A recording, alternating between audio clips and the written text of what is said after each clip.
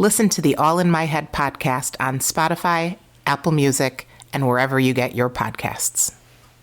Please, allow me to show you something.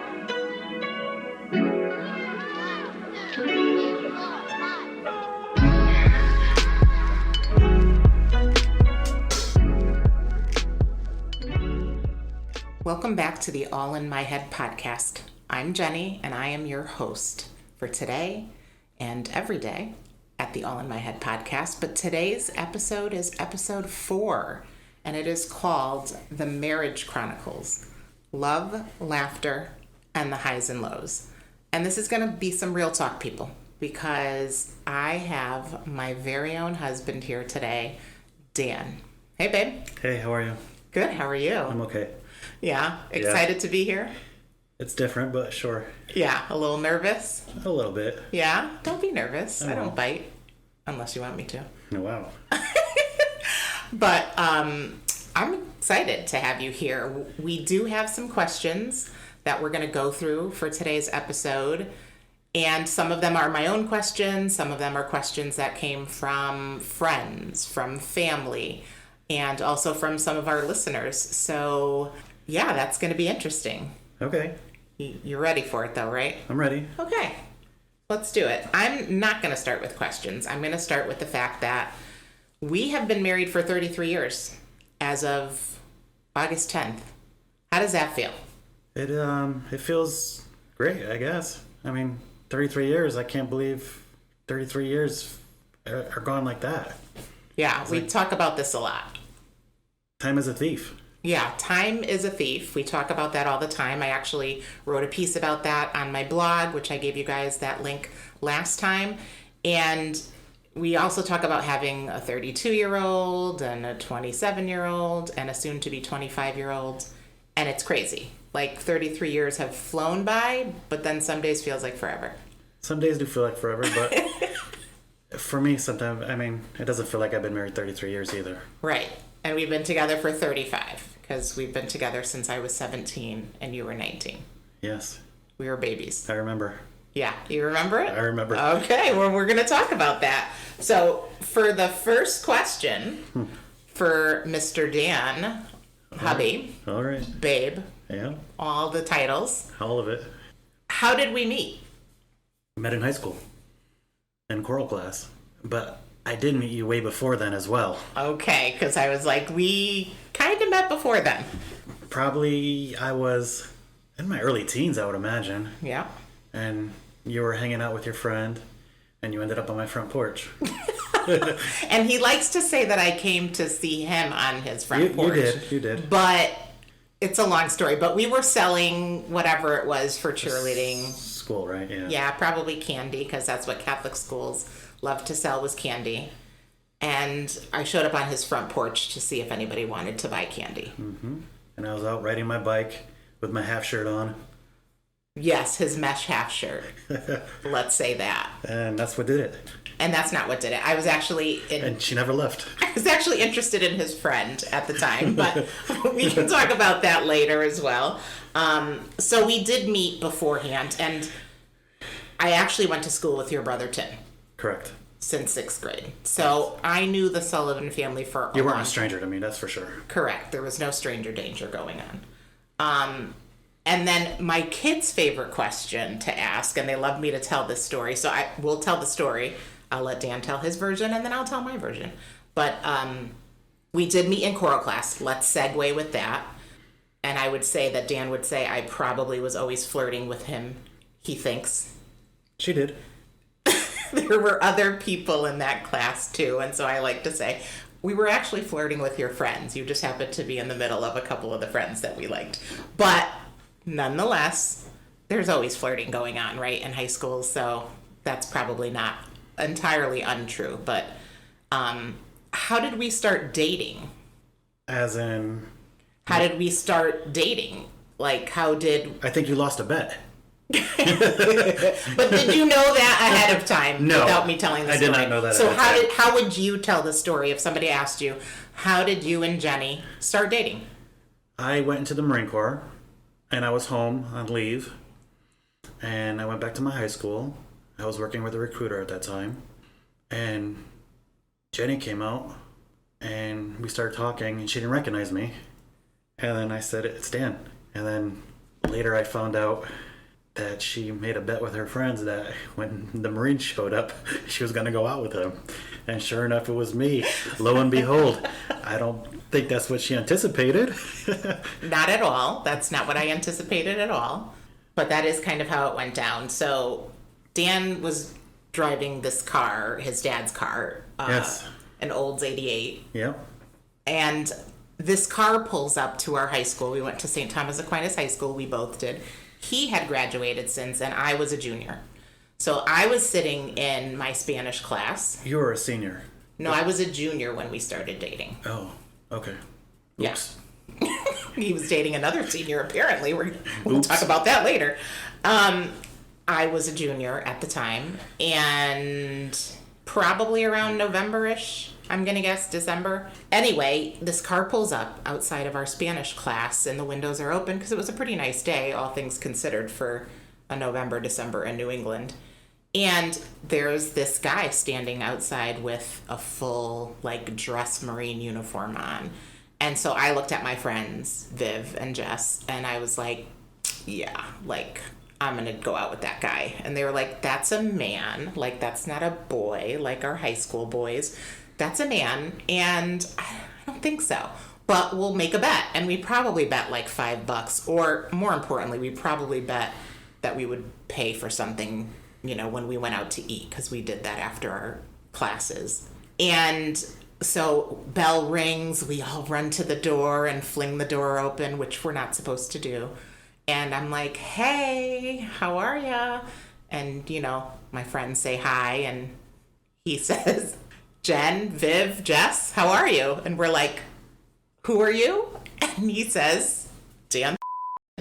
And my friends started laughing because, Dan was kind of a loner in high school, the long-haired guy, kind of I don't know, not my type per se. Who knew what my type was anyway back then? He was a guy who was into Metallica and, things like that. None of the things I was interested in back then. And so they looked at me and started laughing. We're like, bet, you made a bet, girl. So now you got to go out with him. And that's kind of how the story unfolded. I think you took me home that day. I believe so. Yeah. I believe so. Yeah. With your brother. And yeah. The rest was history, I think, is what they say. Yeah, that pretty much sums it up. Yeah. Piggybacking on that question, did you think when we started dating that we would still be together? That we would be married with children, with grandchildren? Did you foresee any of that as a 19-year-old? Absolutely not. Yeah. Absolutely not. I was back from the Marine Corps. It was a fun time for me. I was looking to have fun, and Jenny showed up. Whoop, whoop. I'm the fun.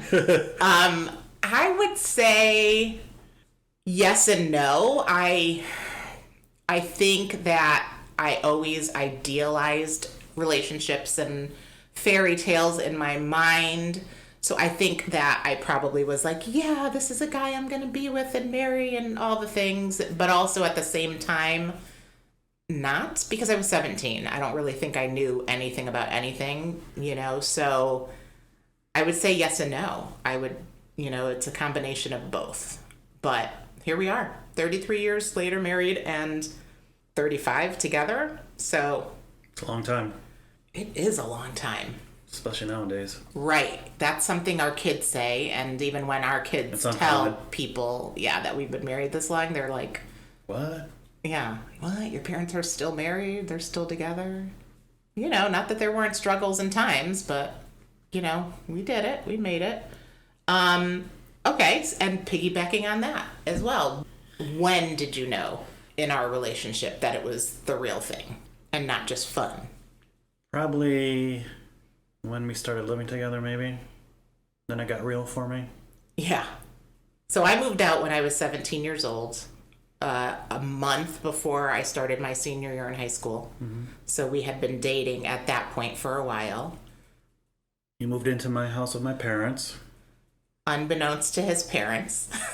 And pretty much finished the school year there, I believe. And then we got our own apartment in the summer? No. No. Your last year of high school, we had our own apartment. We did. So I would say, again, I started the school year living at Dan's parents' house, and I'm grateful and thankful for Mom and Dad. Yes. God rest Dad's soul, because he passed just about a month ago. He did. And we miss him a lot.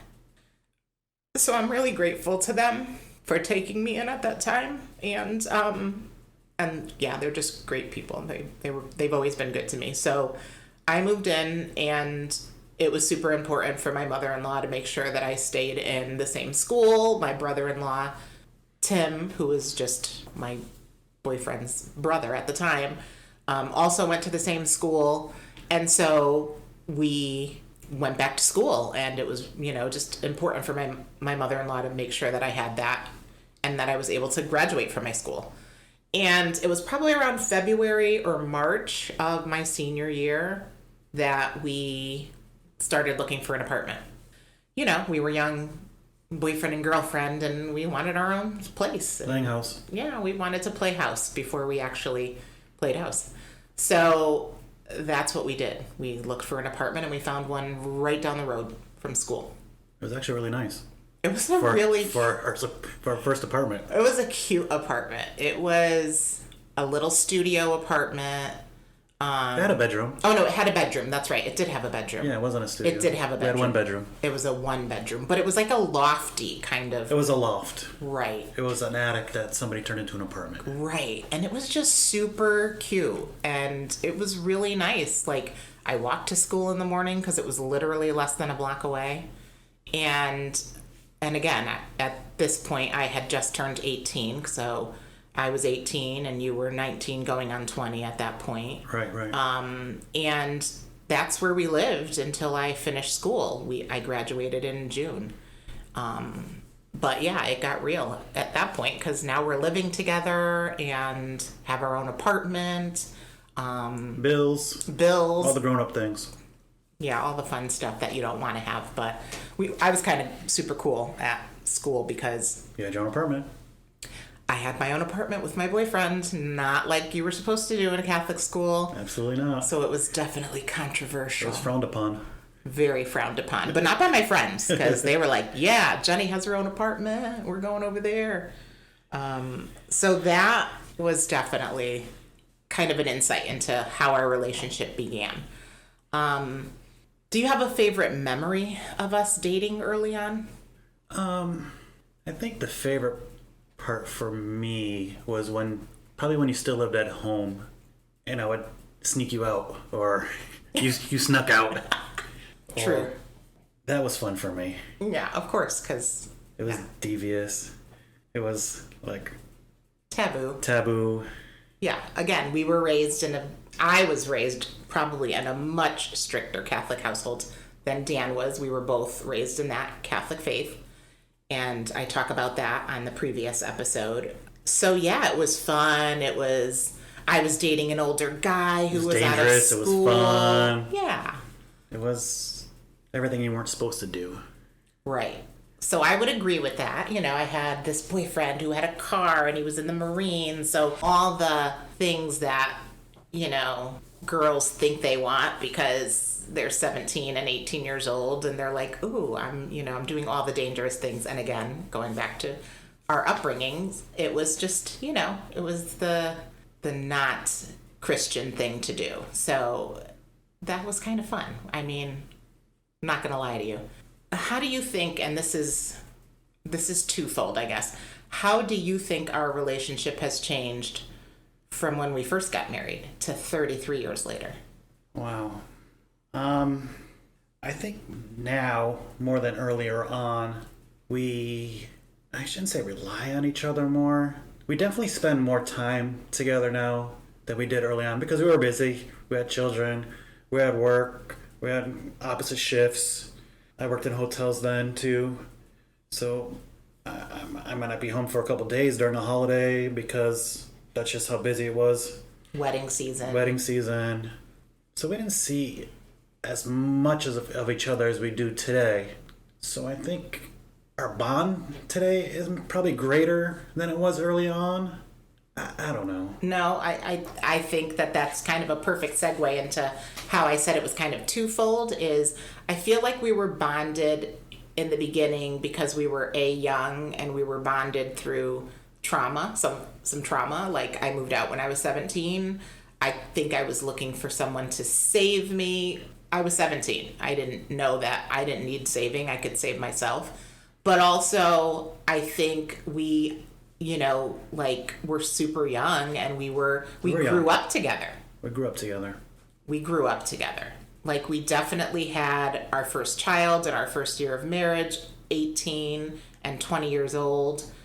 Kind of, we knew nothing about nothing, but we wanted to be parents. My parents had their children later on in life. That was a big part of pushing me to have children early, which I'm grateful for now. But I think we were young, and we were idealistic, and we were both hotheads. Would you agree? Absolutely. Yeah. We're hotheads. I'm Irish and you're Puerto Rican. Watch out. So yes, we were hotheads. We fought hard. We loved hard. We fought hard again. So I think that we worked hard. We worked hard, for played sure. Hard. We played hard, but we fought hard because we both wanted to be right. True. We both wanted our own way. True. Some of that hasn't changed. I get my way more now than ever. Happy wife, happy life. Next. But I think we changed in a lot of ways because we saw that we didn't have to fight over everything. That took time. We also had kids early on in our relationship, so we didn't have the focus solely on ourselves as a married couple. It was focusing on the kids, and then that brought its own set of challenges and also responsibilities. So I think, and probably our oldest son would agree with this most, and we can ask him, because I'm going to have my kids on the episode one of these days when I can lock them all down. But we grew up with our oldest son. He was the only one for 5 years. True. So he saw the good, the bad, and the ugly of all of us. And we grew up with him. Yeah. Yeah, for sure. For sure. Yeah. So he probably has his own trauma stories. We'll talk to him about that. Mm-hmm. But he turned out just fine. He turned out great. He's a great kid. He has a beautiful son. And yeah, our other two boys are fantastic as well. So whatever we did it correct. We didn't do too bad. Yeah. Yeah, I would say that. So to me, that's how I think we've changed a lot. We were very, hot-headed, but that also comes with age. We were young, and we're growing older. And I'm definitely mellow now. Who has time to fight? I would say that you're more mellow than I probably would have ever thought you would be. Yeah, I say he's the mushy guy now. Like, I cry at everything all the time, every day, all day. She does. I'm just a mush ball from day one. She does. I'm very empathetic. He, on the other hand, was not.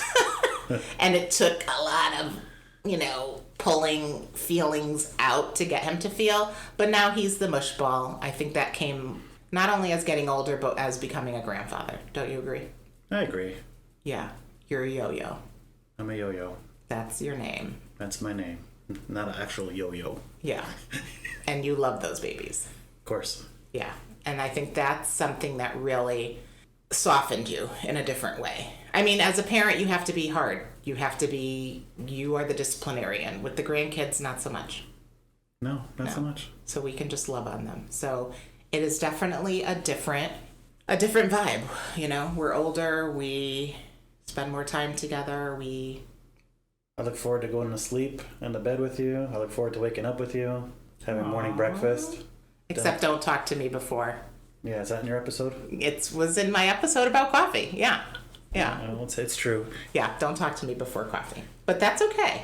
All right. So that's a good one. I think that's kind of a good insight into our relationship and, kind of who we are. But do you think we're still aligned and maybe aligned to the vision of what we see our future as? Do you think we're still aligned? I think we're more aligned than ever.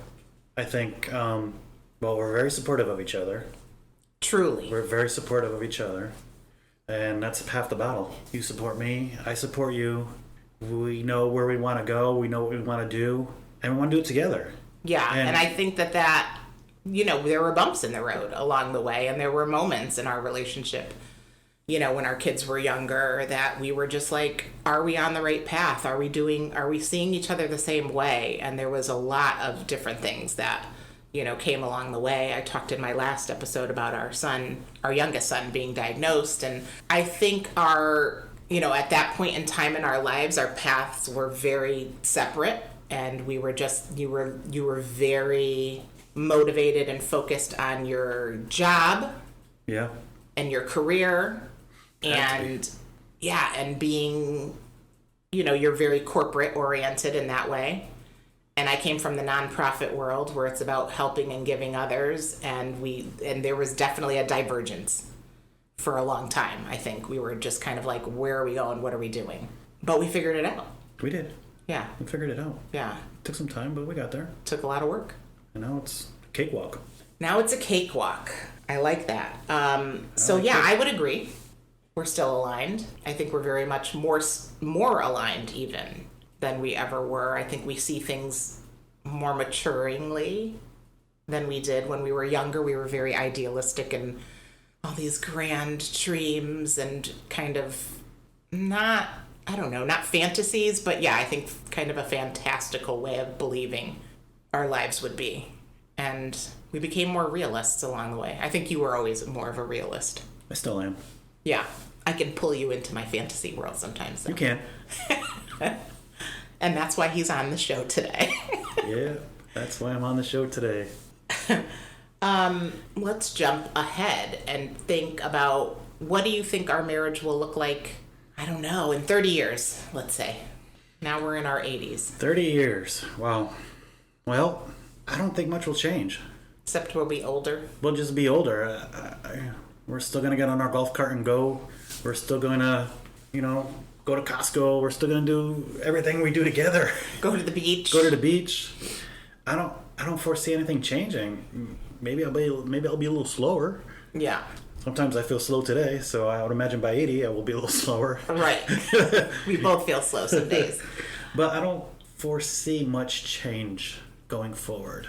Yeah, I think a lot of what we enjoy is, like you said, going to the beach, going shopping together, doing things outside together, exploring nature, whatever the case may be. But also a lot of it is surrounding our kids and our grandkids. So I see a lot of that. I see a lot more times where we'll have our grandkids, in the next 30 years, in the next 20 years, visiting us in the summer, since we live in Myrtle Beach. Hopefully it'll be the place to come and visit Lala and Yo-Yo, and we can enjoy that time together in a different way and just continue to share our life with them. Yeah, they'll be older and hopefully they spend some money on Lala and Yo-Yo. Instead of the other way around. We spend a lot on them. I'm gonna go to a question that someone asked me today. Okay. And for me? It's for both of us. I mean, I think it's for both of us. Okay. How do we navigate forgiveness within our marriage? I think there have been plenty of moments in 33 years that, we've done things to hurt the other person. That's real. How do you navigate forgiveness in this marriage? I think I just move forward. Don't live in the past. If I had to forgive you, or if I'm forgiving you for something, I'm not going to bring it up next week and rehash it over and over again. I think, what was the question? I'm sorry. Yeah, how do you navigate forgiveness? Yeah, moving forward. Yeah, just moving forward, not living in the past. Forgive, forget. I mean, it's easy to say. It's hard to do, especially if somebody hurt you. Right. Or whatever the situation may be. Right. I don't think we were good at that in the beginning of our marriage. No. I think because we liked to fight. We know what pushed each other's buttons. We knew what pushed each other's buttons, and we pushed each other's buttons. But I don't think we do that much anymore. No, I don't have time for that. Yeah. I don't want to waste my day on pushing Jenny's buttons. Yeah, and I think we've both been through some things in these past I'll just say 10 years, but in particular these past couple years, where we're just like, life is too short to push each other's buttons, but also to not move forward and live every day like it's our last. I think that that's kind of something also that I've been navigating with other relationships and trying to gauge, is forgiveness. Does forgiveness mean reconciliation? And that's outside of our relationship. Or can I just forgive and move on? And does forgiveness mean forgetting? You know what I mean? I think for our relationship, yes, I think we've done that well, and we've moved past, because we're not the same people we were. Absolutely not. We're not the 17 and 19-year-old anymore. Absolutely not. So, I think for me, I've taken those mistakes and I've learned from them. I think I'm always trying to look at the, I guess, the lesson in whatever we've gone through. I think everything has been a lesson. So I think that that's part of forgiveness. I think you have to want to work at it, and we've worked at it. We've done therapy. We've done all the things. We've separated. We've had our own space. We've had to grow up and get over ourselves. I think that was a big part, is get over yourself and look at the common goal. And our common goal was always staying together, but more importantly, making sure our children were happy. So even if that meant we weren't together, was that going to be the best thing for our kids? I think we had to have that conversation in years past. We did. Yeah. Mm-hmm. But here we are. Here we are. Forgive. Move forward. Forgive. Move forward. I love to say, and you can concur with this, I think, I love signs, like not just signs of the universe, but also having signs in my house. And two of the big signs that we have in different areas of our home, one is in our bedroom, and it says, always kiss goodnight, right? And do we always kiss goodnight? Every night. Every night. And even if we were mad and it's just a peck, how can you be super mad if you just kissed your partner? So that's a good one, because sometimes I've looked at that when we were like, and I'm like, look at the sign. Yeah, always kiss goodnight. Always kiss goodnight.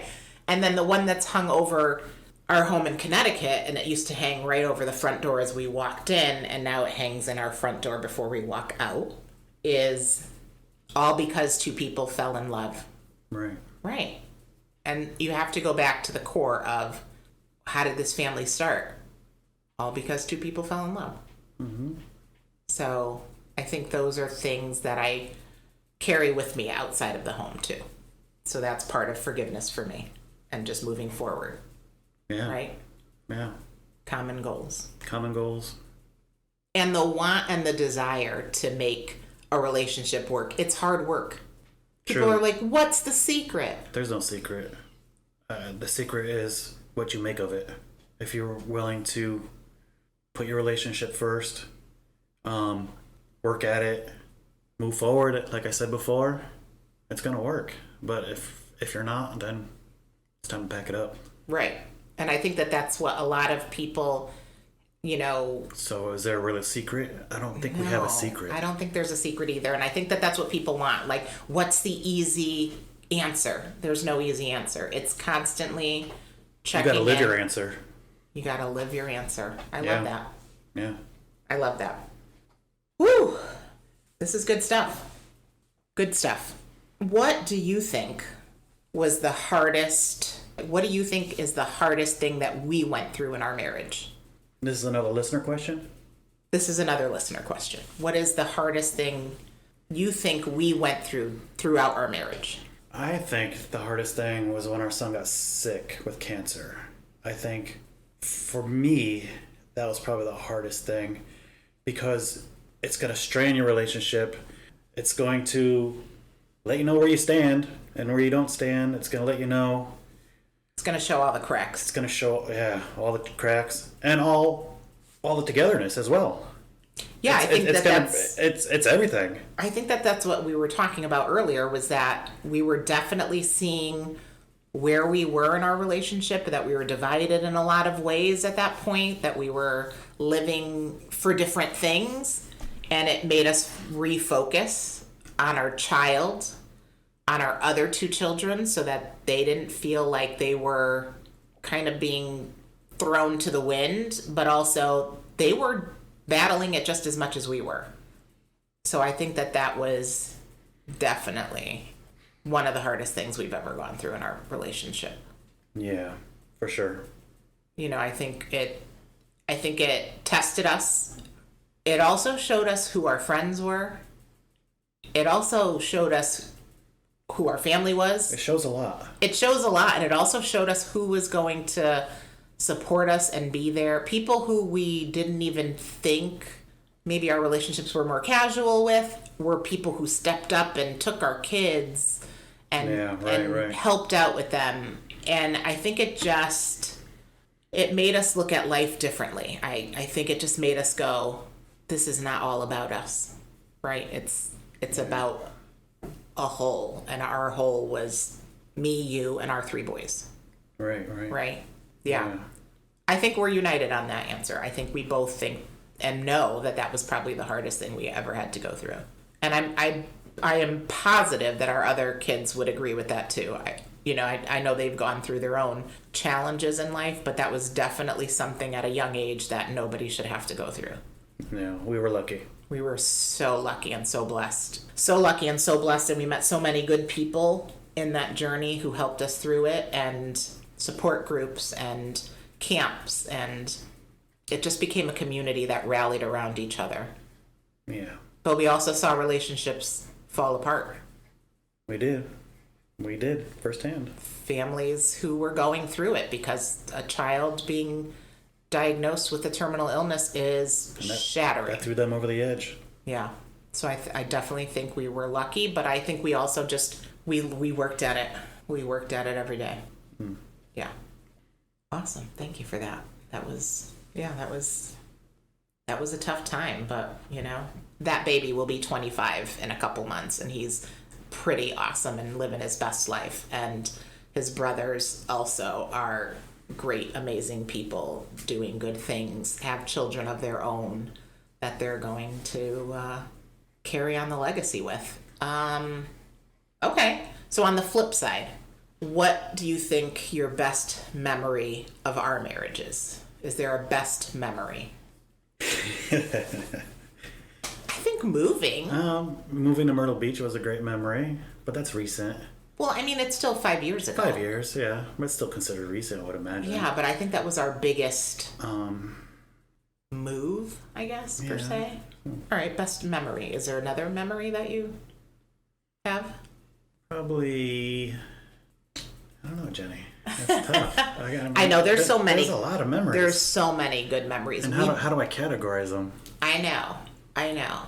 I think if I had to say a best memory for me, this is my opinion, was our 20th anniversary cruise, which started out as a nightmare because our car broke down in New York, like on the way to our boat to catch our cruise to the Turks and Caicos. Yeah, that was so it started off very crazy, and it was just the two of us. This was our first, outside of a weekend away, big trip. We hadn't really had a honeymoon, and so this was our big 10 days to the Turks and Caicos.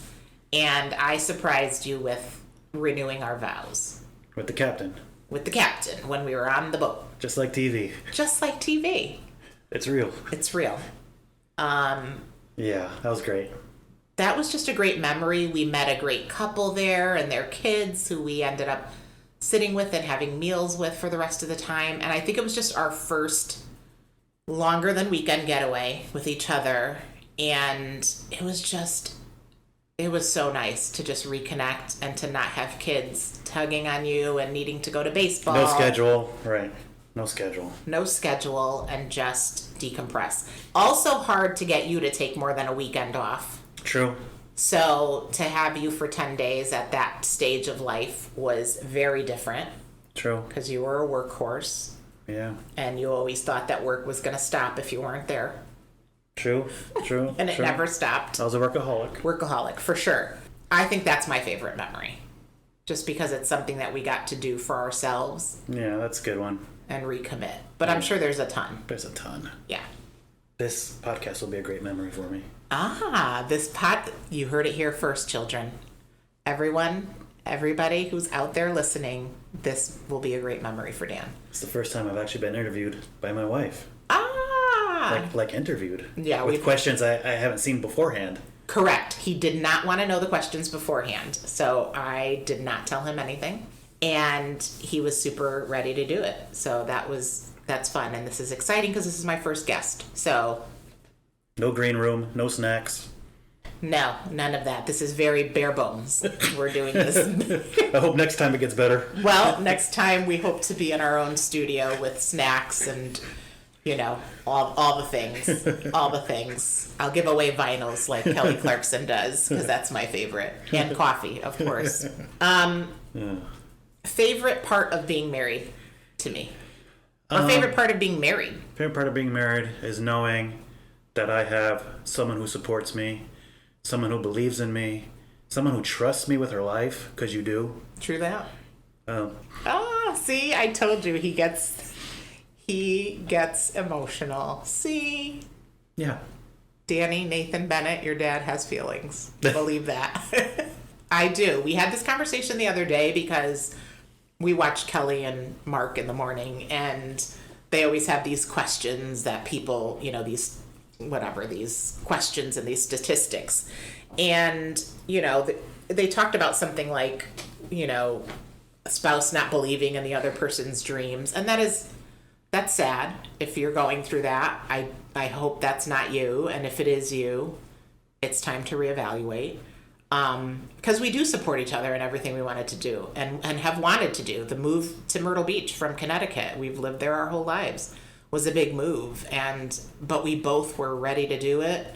We were both excited to do it. So I think that's like my favorite part too, is just knowing that there's somebody there to support me and to, that has my back. That's important, that you have somebody that has your back always. It's definitely mutual. In good and in bad. Like, those vows are serious. Like, you have to have each other's backs. And I think you would agree, and I say it all the time, you're my best friend. Mm-hmm. I have other best friends, but for other reasons. This is a person who I know, like, if something happened to me tomorrow, he would take care of me. Like, that's true. So that's important. Same. All right. This is a good one, because I know what your answer almost is going to be, but do I have Do what? I'm trying to get it out. Do I have financial habits? You do. That... I'll stop you the question. Okay, that bother you. I was going to say that bother you, but you said... Just stop the question. I know where we're going. Jenny's financial habit was turned into a monster when the internet came around, and you could just click and buy. I think that's everyone's problem, is instant gratification. If you want something, you can get it right away. Yeah. Stuff showing up on your front porch is Jenny's favorite thing to do. I like things. So, yeah. But we like different things. We like different things. If I say to... I mean, some things you buy is practical stuff we need, for sure. Yeah. Everyday stuff. Absolutely. But, crystals and... But I think the convenience of it for you, you're quick with the clicker. Yes. That's where we're opposite. I like to shop. Dan, not necessarily. Dan likes to get what we need. Or what I need, if I need something. Right. But also, if I say, we should get this in the future... He usually gets online and orders it. I'll get it. Right. So I just like it right away. And I just like to shop. Like, if a cute pair of pants pops up in my feed, I'm going to start surfing, and I'm probably going to have a package coming with a lot of stuff. Or I would be like, am I really going to wear those pants? Or are they just going to sit in my dresser? He overthinks it also, because I'm the one who has to say, throw those underwear away because they're too holy. But who's going to see them, he says. We went to Catholic school. Yeah. Of course they're holy. Duh. Bad dad joke alert. Bad dad joke alert. But also, I have a granddaughter now. I have girls. Yeah. So, and I didn't have girls. I have the same granddaughter as you. You do. Right. But you don't care. I'm not quick with the clicker, with the buy button. I want to buy a cute dress. I want to buy cute shoes. So we share the same granddaughter. If she says, Lala, I like a rainbow dress, I make sure she gets a rainbow dress. She does.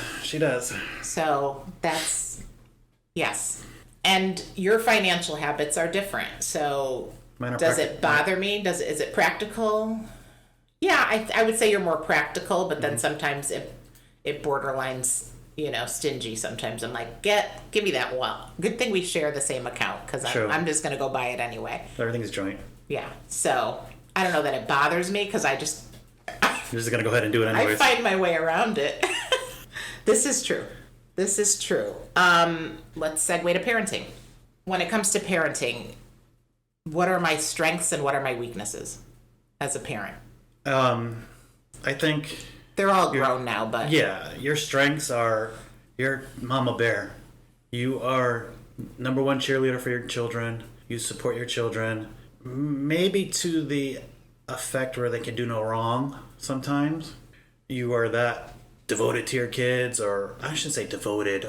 You're that blind sometimes, I would say. I would agree. Sometimes you have your blinders up and have to bring it to reality. Yeah. But that's few and far between. But I think you're devoted to your kids. You're devoted to being a mom. You're devoted to being a grandmother, and you're strong at it. You're strong. You believe in it. Your kids know you believe in it.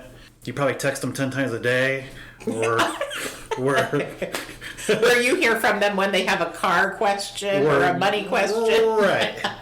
Right. This is true. So our relationships are a little different with our children. Yeah, but I think that's also a mom of boys. You're a mom of boys, and you're definitely a mom of boys, a mama bear. Yeah, I'm a mama bear, and I'll agree with you on that. I definitely think I love them to death. I probably have blind spots. I don't think as much now as I did when they were younger. Yeah. And especially when they were in relationships or that I saw something that was a red flag to me. Yeah. I could do some things, and I have come close to breaking laws to protect my children. But that's just, I think that blinder is gone in a lot of ways, but I also check in on them all the time. I'm that mom who's going to text you if I haven't heard from you. And when my son travels and goes to weddings, like, make sure you text me when you get there, when you go back home. And even when we leave each other, if we're all together, I do the same thing. Text me when you're home, text me when if there's a storm coming, I do all that. I'm a mama bear. Like, I take that role very seriously. And yeah, I think it's just something I always said I was going to do and be. Maybe I was overbearing in some ways, but... Helicopter parent, they call it? Oh, I think that is what they call it. I would agree now, probably. In the moment, in the retrospect. You don't like aircraft, but I would helicopter around those babies. Those are my babies. I don't care if they're in their 30s, 20s, it doesn't matter. Those are my babies. So anybody hurts them, good luck to you getting through me. Yeah. I would say your strengths as a dad, like the ultimate provider. It didn't matter. You would go to work dead, tired, without sleep, sick. You were never going to not let your kids have what they needed. You were definitely the ultimate provider. Like, you took that father role, provider, seriously for your children and for me. And then I think we talked about it a little bit as your weakness. You were hard on them. You were tough. They were boys, like you could be a little gruff with them. But also, in turn, I think that made them who they were, too. I think they definitely had thick skin for certain things, and they also knew how to navigate things easier or better, in a better way, because they had strict values. Yeah. Yeah. Mm-hmm.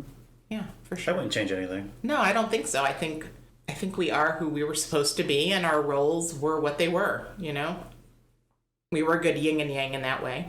We were.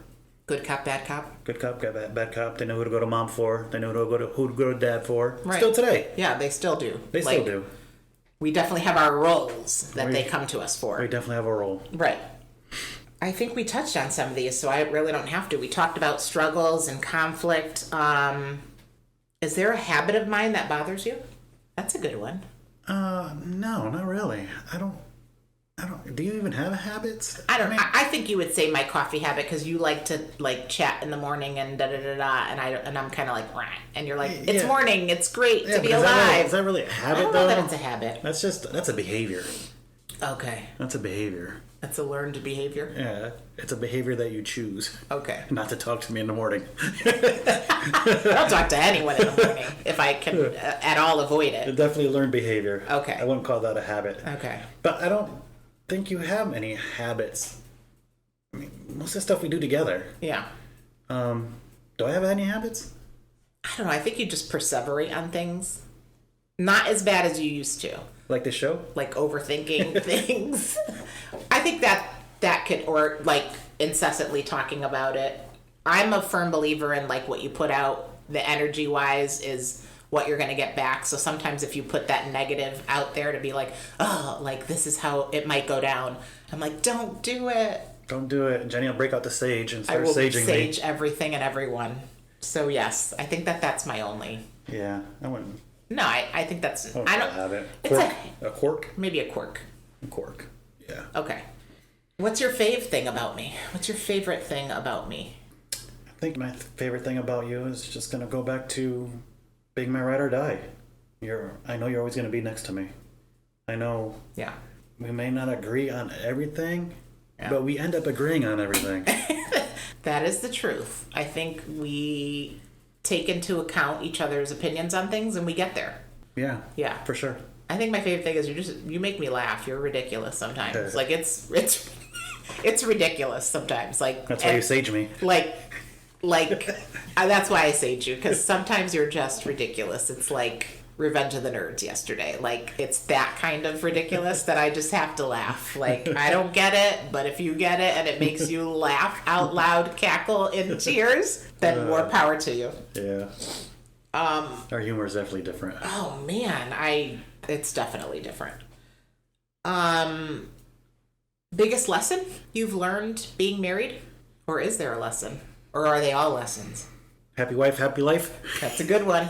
Everyone, it's on out t-shirts, there, everything. Happy wife, happy life. Yeah, compromise. That's probably the biggest lesson in marriage, in life. I think that was our hardest one. Compromise. We wanted our right. own way, and we wanted to be right. And we were both right. We were both right all the time. And we couldn't be. And you can't be. No. So compromise. Compromise, I think people are like, oh, it's a 50-50. And don't sweat the small stuff anymore. Seriously, we do not sweat the small stuff anymore. I don't care. I don't have time for it. I think that's... my life. Yeah, I think that's the thing. I think people are like, oh, you just have this, like, I don't care attitude. I really don't. Yeah, like, me I either. don't care if you like me. I don't care either. I don't care if you don't. I don't care. Like, I'm not putting energy where energy is not being returned. Right. We're both on the same page there. That's over. Like, right. We're halfway through our life. Like, nobody's gonna... We're on the other side of our life. Yeah, we're not... Right. Nobody's gonna bring us back to us, like, caring about everybody. You know, you wrap yourself up in what do other people think, pleasing other people. I don't think we do that Those days anymore. are over. They're long gone. Yeah. Doesn't mean I don't love you. If I love you, I love you, and I will True. do for you, and I will take care of you, and I will be there for you. I'm not gonna bash you or hate you. I don't have time. I just don't have time, room in my brain, taking up space that I can use for something else. Right. Absolutely. Absolutely. That's a good one. I think that's a good lesson is, don't sweat the small stuff. Compromise.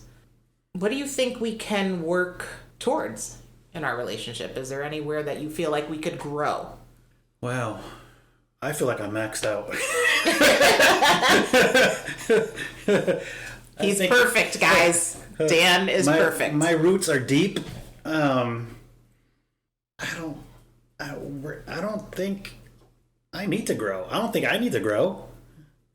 And I don't feel like we need to grow anymore together because we're there. I mean, in our relationship, We're I growing. think we have. I think there's always things to learn, and I think we're forever students of life, but I don't think, I feel like we're definitely solid. Yeah, we're solid. The roots are deep and they're strong. The roots are deep and they're strong. Yeah.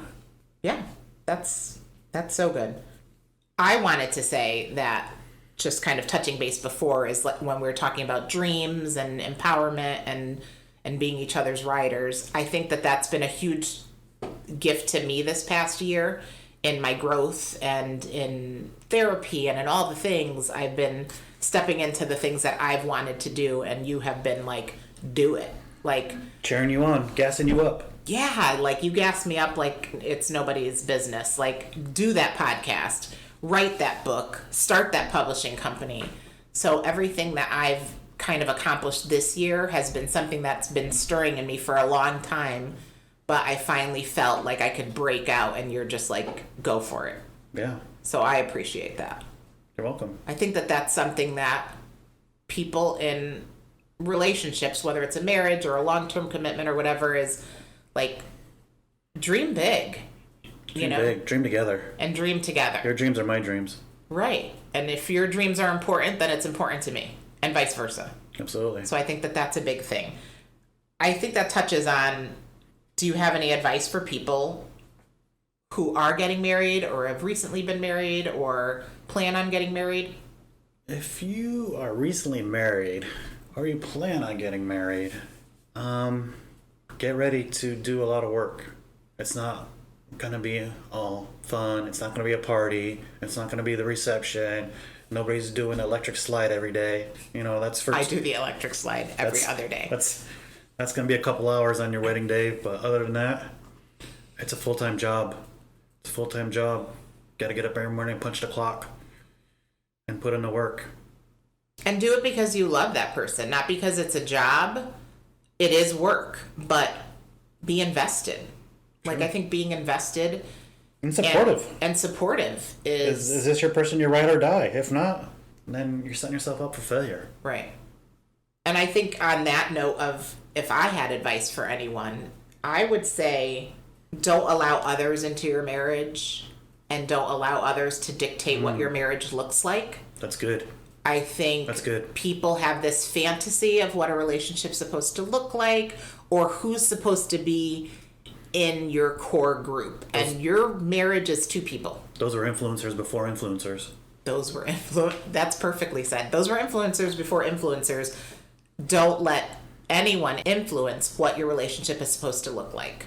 A lot of times people, whether it's friends or whether it's your family members, they might want to influence you. They might not have good intentions. They might have good intentions, but it's not for them to decide how your marriage is supposed to look. I think one small example, we've had a lot of examples over the past 33 years, but one example is people, just not liking that we joke and tease with each other. Like, people would say, oh my God, that can lead to bigger problems. And I think that's just us being, first of all, we're both sarcastic. We are. I think our middle son, Nate, has sarcasm down to a T, and now his daughter. Peyton, is very sarcastic, but also, like, we can read each other. Mm-hmm. I think we're good at reading people. Yeah. And we know if we're pushing it too far, and we can back off. But right. that's like a minute example of what some people would say to us, like, don't tease each other like that. Now, just to say, these people in these relationships didn't necessarily tease their partner, but they weren't living in great relationships either. So, don't throw, don't throw stones at glass houses. Like, worry about your own yard, So that, to me, that's the biggest one, is when other people start to infiltrate your marriage and your relationship, that's where things... And what you share about your relationship with other people as well. And what you share. You can have friends, and you can have best friends, and you can have core group of friends. And of course we can vent with other people and talk to other people, but also just be... Not everything is worth sharing. Not everything is worth sharing. Some things are sacred. Yeah. And you want to work those out between yourself. And if you need that extra help, then that's what a therapist is for. True.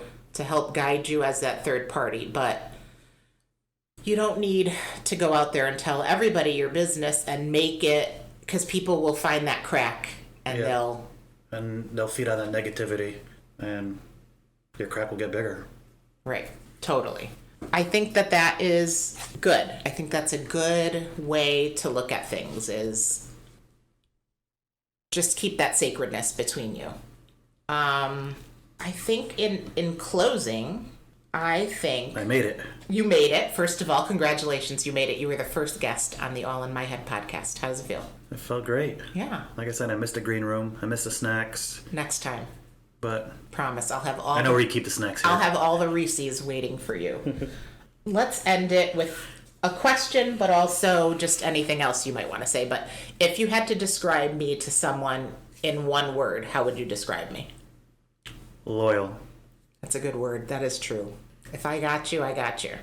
On the other hand, don't do me wrong, because then the scissors come out and you're done, and I've snipped you out. But I'm loyal to a fault sometimes.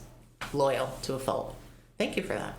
If I had to describe you in one word, I would also say loyal. I'm loyal. I think you're definitely loyal. I just know you have my back. Yeah, I do. Yeah, so I've got that.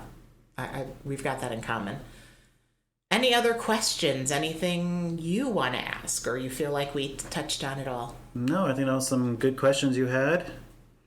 Some questions that some folks sent to you.